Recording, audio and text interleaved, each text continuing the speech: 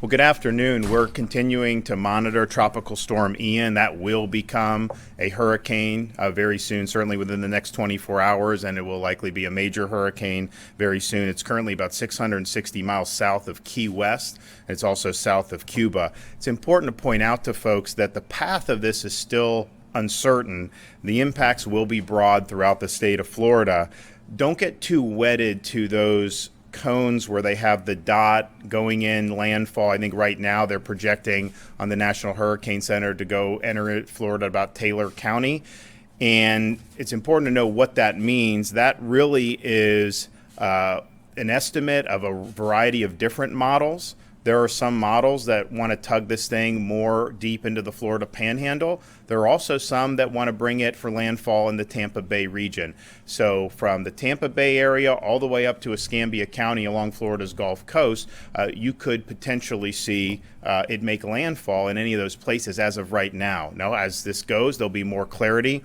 They have nudged it further west as they've looked at this over the past 24, 36 hours. But just because that dot is in a particular place, it's too soon to say that there's not going to be a wobble or there's not going to be any type of curvature back into the Florida peninsula.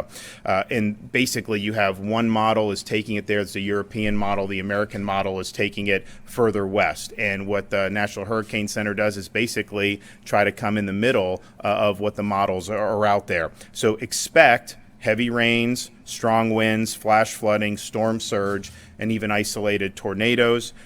Make preparations now, and I know a lot of people have been doing it throughout the state of Florida, and the things that you should be prepared with are things like food, water, batteries, medicine, fuel.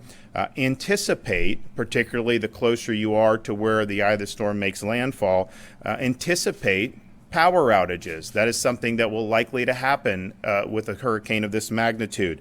Anticipate fuel disruptions. That's something that could happen with a hurricane of this magnitude. And also anticipate that in certain areas of the state, if you are in a very vulnerable area, there may even be evacuations that are issued. So listen to your local officials and heed those warnings, but just prepare that with a hurricane of this magnitude, those are things that will likely to happen, and it's more likely to happen, obviously, where that is making landfall. For those folks who are new to the state, who have not experienced this yet, and I know we've got a lot of people that have moved into the state of Florida, just make sure you make your preparations. Also make sure that if you're doing things like using generators, that you're using those properly. Those generators cannot be operated inside your structure or your home. The exhaust has to go outside. If it's inside, then that could be something that is fatal. So please, if you're going to use a generator, make sure that exhaust is going outside your residence. We have declared a state of emergency for all 67 counties, given the uncertainty of the path of the storm. We've done things like waive weight restrictions for commercial trucks. We want to ensure that adequate resources are able to be brought into the state of Florida. We've also authorized emergency refills of prescriptions for 30 days. And so if that's something that you need to do, you have the ability to do that. Florida Department of Emergency Management is working with all of the fuel and the utility partners throughout the state of Florida. Once this storm hits, there's going to be a need and a strong effort to get the power back on for as many people as quickly as possible, and they are working with those partners. We have activated the Florida National Guard. They are activating 2,500 guardsmen at the moment, and if there is a need for more, then we could do more, and our state EOC is at a level 1. I want to thank everybody for working hard, not just here state of Florida, but also at all our local counties who do a really good job with emergency preparedness and emergency management. We're going to keep monitoring the track of this storm, but it really is important to stress the degree of uncertainty that still exists. And so anybody from Tampa Bay all the way to Escambia County, there are different tracks that would take it into any one of those places. And then I would also say to other Floridians, even if you're not necessarily right in the eye of the path of the storm, there's going to be pretty broad impacts throughout the state. You're going to have wind, you're going to have water. There could be flooding on the east coast of Florida as a result of this. It's a big storm. So just prepare for that and understand that that's something that may happen. I'm going to have Kevin Guthrie come up and give an update from the emergency management. Thank you, Governor. Thank you, Governor, for your steadfast leadership and unwavering support to the division as we continue the preparations and our response to Tropical Storm Ian. Tropical Storm Ian is expected to become a hurricane later today, tonight, possibly tomorrow morning, and reach major hurricane strength by Monday. Regardless of Ian's expected track intensity, we are preparing for dangerous storm surge. I would just mention that these models, while it all has Ian going up to a Cat 4, that envelope of water will not stop due to high pressure or dry air. That has no bearing on storm surge. So we could see a situation where we have Cat 4 storm surge and potentially a Cat 1 or 2 hurricane landfall. At this time, the division is currently holding twice daily calls for all 67 county emergency management officials and state agencies to coordinate proactive actions and needed resources ahead of this potential storm. The division has received to date 122 resource requests for Tropical Storm Ian from our county partners. Requests are currently being processed and are either en route or being mobilized at this point. This includes the coordination of resources such as trucks of food and water, generators, pumps, and emergency personnel. We are identifying potential logistical staging areas and working with our counties on points of distribution to ensure food and water are readily available if the county should request it. Specifically in the area of food and water, we are loading, and by today we will have loaded 360 trailers with more than 2 million meals and more than 1 million gallons of water to be ready to be sent into impacted areas. Throughout the hurricane season, we have been urging Floridians to make a plan, build their disaster supply kit, and remain vigilant. If you have not done so, please go to our website at floridadisaster.org to start doing those things immediately. I encourage all Floridians to not only continue these preparedness efforts, but also take the time to know their zone and know their home. In Hurricane Irma, we over-evacuated residents by nearly 2 million people. Please take the time, go to floridadisaster.org/know, that's KNOW, to find out what evacuation zone you live in. If your home address is not in one of the labeled colors, you do not live in an evacuation zone, and therefore you need to know your home. Does your home have the ability to sustain tropical storm force and/or hurricane winds? Do you live in a manufactured home? Are you in a low-lying area?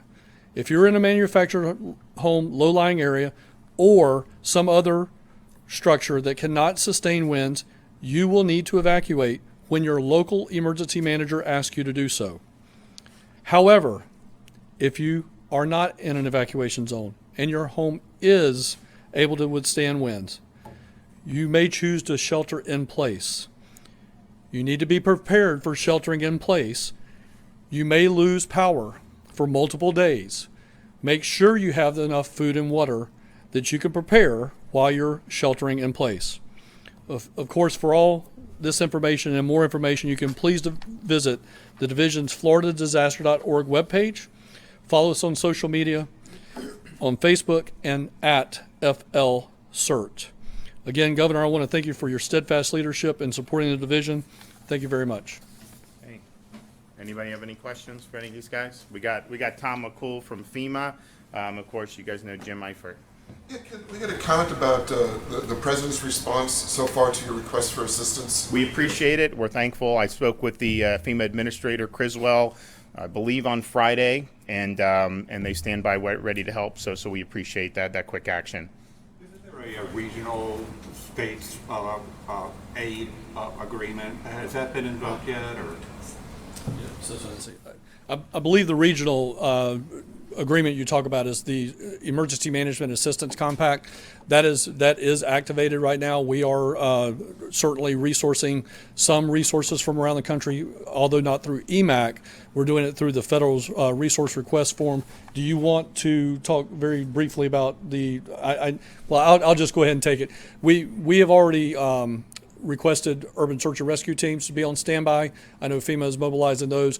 We have already requested medical transport units, and FEMA has already filled that mission, and those units are moving into the Orlando area right now from FEMA.